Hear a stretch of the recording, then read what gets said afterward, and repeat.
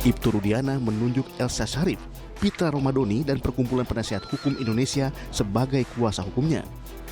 Serangan balik disiapkan oleh Ibtu Rudiana dan kuasa hukum untuk menanggapi tudingan yang selama ini menyasar kepada dirinya. Tim kuasa hukum menilai selama ini pemberitaan dan tudingan terkait keterlibatan Ibtu Rudiana atas kematian Vina dan Eki adalah hoaks. Meski Ibtu Rudiana telah dilaporkan ke Barreskrim atas dugaan penganiayaan kepada terpidana, namun kuasa hukum menilai laporan itu belum tentu ditindaklanjuti jika tidak terbukti. Pasalnya, Ibtu Rudiana selain berstatus sebagai terlapor, namun ia juga berstatus sebagai ayah almarhum Eki yang menjadi korban pembunuhan. Sobat, saya Abraham Silaban. Saya tidak akan patah arang untuk menelusuri jejak kasus kematian Vina dan Eki yang terjadi 2016 silam.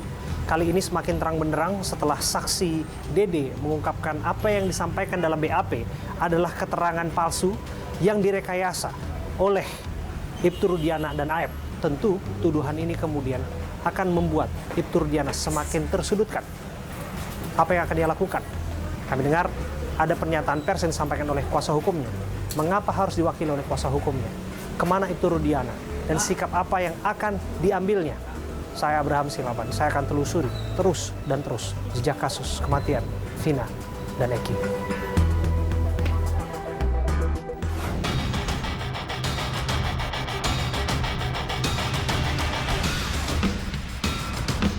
Terima kasih, Bung Pitra. Bung Abraham. Iya, sehat, Bu? Alhamdulillah sehat. Iya, kami melihat bagaimana sikap yang dilakukan oleh tim kuasa hukum.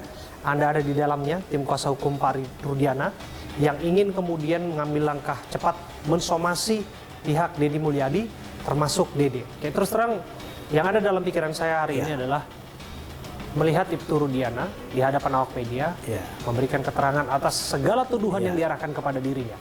Karena tuduhan yang diarahkan kepada dirinya tidak main-main.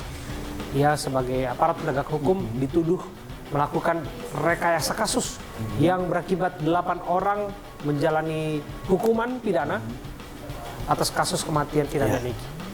Di mana Ibtu Rudiana? Kalau Bapak Ibtu Rudiana itu beliau beraktivitas sebagaimana sedia kalanya sebagai seorang anggota Polri. Di Polsek Kapetakan? Iya, Polsek Kapetakan, karena beliau ini kan sebagai Kapolsek tentunya kan niatnya itu sangat luar biasa sekali.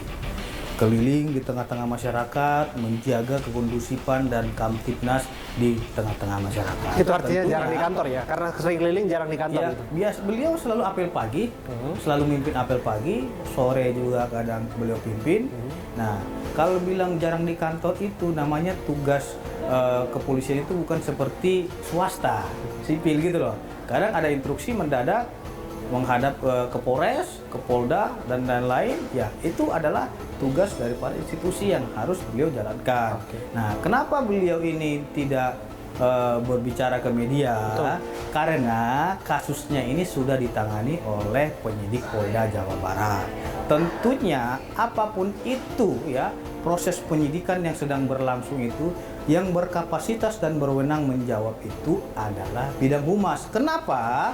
Karena di penyidikan itu tentu harus objektif, baik dari pelapor, terlapor, saksi pelapor, saksi terlapor. Penyidikan yang nomor 2016 dong. Oke, itu kan sudah gitu. Putusan sebetulnya kan. Tapi kan kasusnya sekarang bergulir. Yang bersangkutan saat ini statusnya saya kira itu masih berjalan karena ada 3 DPO yang saat ini harus komitmen digali lagi dan didalami karena itu perintah putusan seperti itu. Artinya apa?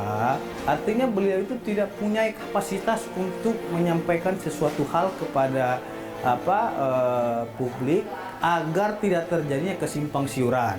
Nah, laporan tersebut telah diserahkan kepada penyidik, baik pelapor, terlapor, saksi pelapor, saksi terlapor, ahli, semua itu nanti akan dirangkum oleh Bithumas. Kalau kita sampaikan secara pribadi kan nanti tentunya ada pihak yang merasa dirugikan. Biarlah ini disampaikan oleh Humas agar informasinya utuh gitu loh, bukan setengah-setengah. Tidak akan terlalu berlebihan, karena kalau dianggap siapa yang dirugikan dalam hal ini Anda sudah sebutkan adalah Ibtu Rudiana secara perorangan dan tidak menyebut institusi Polri secara utuh dan secara keseluruhan. Dan kemudian yang disebutkan oleh Dede kan bukan institusi Polri secara keseluruhan, tapi ia menyebutkan bahwa ia waktu itu dalam pengaruh Ibtu Rudiana, termasuk ada Aep di sana untuk menyebutkan nama-nama yang saat ini menjadi terpidana kasusnya. Nah, justru kita somasi yang bersangkutan. Sebenarnya Bapak Ibtu Rudiana itu tidak mau meladeni pihak-pihak. Dia dihina, dicaci maki, beliau diam saja. Akan tetapi karena memang sudah ketahuan sampai dilapor ke polisi, dibuat lagi seolah-olah beliau itu merekayasa cerita, tentunya beliau itu melakukan hak hukumnya. Ya, makanya per hari ini kita telah melayangkan somasi terbuka kepada 3 orang ini agar yang bersangkutan meminta maaf. Jelas ya, beliau sangat dirugikan dan merasa dipitnah. Sehingga kemungkinan kalau memang dalam tempo 3 kali 24 jam tidak ada permintaan maaf dari tersomasi ini, maka kita akan menempuh upaya hukum secara pidana.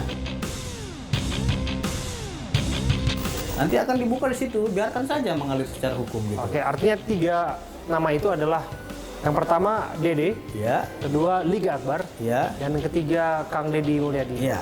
Nah, kalau 2 nama ini memang kan sudah menyebutkan bahwa ya Liga Akbar yang pertama menyebutkan ia dalam pengaruh Pak Rudiana untuk menceritakan hal yang tidak pernah terjadi. Kemudian menyusul Dede setelah kemudian dilaporkan muncullah beliau. Tetapi kenapa kemudian Kang Deddy Mulyadi kemudian turut dilaporkan? Jadi begini, di dalam pasal 27 ayat 3 Undang-Undang ITE, ini perintah hukum. Ya, barang siapa dengan sengaja mendistribusikan atau dapat diketahuinya sesuatu hal yang muatan penghinaan dan pencemaran nama baik. Itu akun YouTube siapa? Kang Deddy Mulyadi. Nah, ya sudah. Berarti beliau merasa dirugikan atas di up-nya ini karena beliau bukan pers. Lain cerita kalau memang ini video ini dibuat oleh produk jurnalistik ataupun produk pers, itu kita tidak bisa tuntut itu. Karena tentunya hak jawab gitu loh. Karena memang ini adalah sifatnya media sosial, ya kita tuntut. Bukan hak jawab, tapi tuntutan yang akan kita lakukan gitu loh.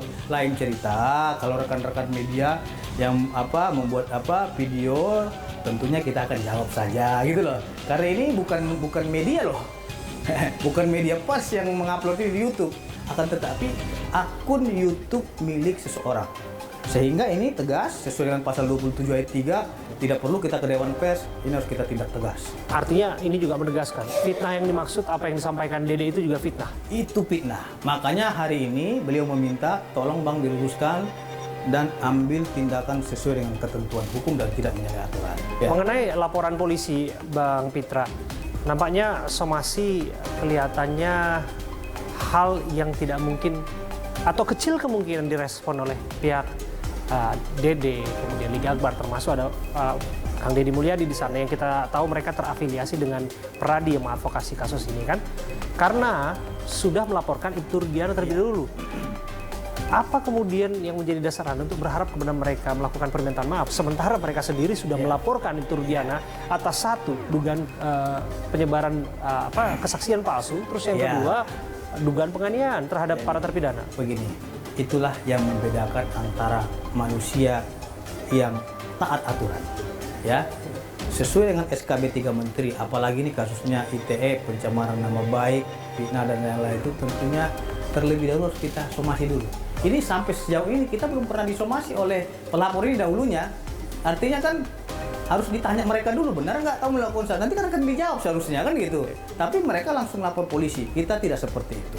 Tentu kita terlebih dahulu melayangkan somasi, memberikan hak dia untuk menjawab tuduhan dia kepada Ibtu Rudiana. Kalau memang dia tidak bisa jawab dalam 3 kali 24 jam itu, tentu kita akan tindak hukum seperti itu. Tapi ujung-ujungnya pasti akan lapor balik ini. Iya dong, itu sudah konsekuensi dan itu sudah pasti.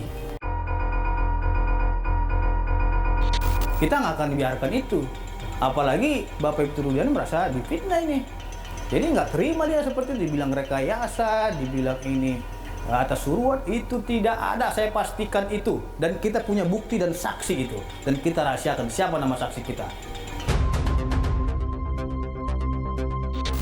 Baik, kita akan lihat seperti apa tindak lanjutnya, karena kemudian akan digelar sidang PK Saka Tatal ya, Bung Pitra. Tapi apapun itu kita akan kawal, dan sikap tadi yang disampaikan oleh Bung Pitra mewakili Ibtu Rudiana bahwa akan melaporkan balik dari saksi Dede, kemudian juga Lika Akbar, termasuk juga Kang Deddy Mulyadi. Tapi yang kita tunggu adalah kehadiran Ibtu Rudiana di muka umum, tentu saja Ini kami nanti menyampaikan akan keterangan. spesial report kepada Bung Abe. Kita kasih. Kita tunggu. Karena upaya pencarian Ibtu Rudiana terus kami lakukan, dan Bung Pitra juga tahu bahwa kami punya itikat untuk menjalin komunikasi kepada Ibtu Rudiana, dan kami lakukan itu perlahan tapi pasti, dan kami juga tidak ujuk-ujuk datang, dan upaya ini adalah upaya yang baik untuk kemudian memberikan keterangan sejelas-jelasnya tentang apa sebetulnya yang terjadi. Betul ya, Pak Pitra ya? Kalau memang tidak ada yang disembunyikan, kalau memang merasa benar dan difitnah dan lain sebagainya, saya pikir tidak lagi alasan untuk kemudian menutup diri dan membuka diri. Tunggu menyatakan setelah seperti laporan polisi. itu. Oke, kita lihat. Terima kasih. Terima kasih, Bung Abraham. Terima kasih.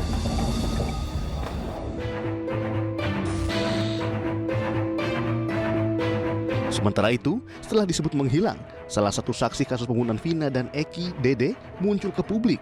Dalam konferensi pers bersama Peradi dan Deddy Mulyadi Senin sore, Dede mengungkap pernyataan mencengangkan. Dede mengaku diperintah rekannya Aep dan ayah Eki, Ibtu Rudiana, untuk menjadi saksi tahun 2016 silam. Namun karena merasa takut dan terpaksa, Dede memberikan keterangan palsu. Kini Dede merasa bersalah, bahkan siap menggantikan 7 terpidana di sel penjara. Aep menelpon saya dan mengajak saya ke Polres tanggal 2 September. Tanggal 2 September. Malam hari, sekitar jam 7-an. Saya antar lah, saya mikirnya kan Aep orang rantauan. Karena nggak tahu daerah situ, saya antar ke Polres. Nah, setelah dalam Polres, saya tanya, mau ngapain ke sini? Katanya, buat keterangan saksi anaknya Pak Rudiana yang meninggal. Nah setelah itu, saya tanya, emang mau ngapain? Dan kita tidak tahu peristiwa itu. Nah udah, katanya nanti saya arahin, saya ikutin kata saya. Dia bilang gitu. Nah terus Pak Rudiana datang lah. Saya tanya Pak Rudiana juga, Pak Rudiana mau ngapain? Buat keterangan apa? Saksi anak saya meninggal. Nah disitulah diceritakan. Saya nongkrong di warung. Kalau warung itu bener Pak, warung malam, hanya membeli rokok. Cuman ada segerombolan anak nongkrong, pelemparan batu, bambu, pengejaran, segerombolan motor ada di situ. Sebenarnya nggak ada Pak. Pak Rudiana ngasih tahu masalah motor sama nama Pak. Sama nama. Iya, motor dan nama saya tahu dari Pak Rudiana, dikasih tahu sama Pak Rudiana. Oh, nama-nama pelaku. Nama pelaku. Iya. Apa katanya waktu itu? Kan saya bilang saya nggak kenal Pak nama-nama pelaku, muka pun nggak kenal. Terus kata Pak Rudiana, ya udah kan saya kasih tahu nama-namanya pelakunya. Oh, dikasih tahu. Masih ingat nggak nama-nama itu? Nggak ingat Pak saya Pak. Oh, Nggak mengingat soalnya kan nggak kenal Pak. Oh. Tahu nama pun pas saat di situ kan dikasih tahu. Oh, tapi di situ lah diberitahu, katakan gini aja katanya. Iya. Ya. Kenapa kamu tiba-tiba sekarang mau datang ke sini? Karena saya mikir merasa bersalah Pak. Ya selama 8 tahun pun sebenarnya saya mau jujur Pak. Mau mengungkap ini sebenar-benarnya Pak. Saka kenal nggak 3 DPO itu? Nggak kenal. Nggak kenal. Peggy, Andi, dan yang lain? Nggak kenal. Bahwasanya kan saya kan ada di rumah. Di malam kejadian kan saya ada di rumah, saya tidak tahu menahu. Ada yang lihat Saka di rumah waktu itu? Ada kakak, ada saudara saya, paman saya, sama teman-teman kakak.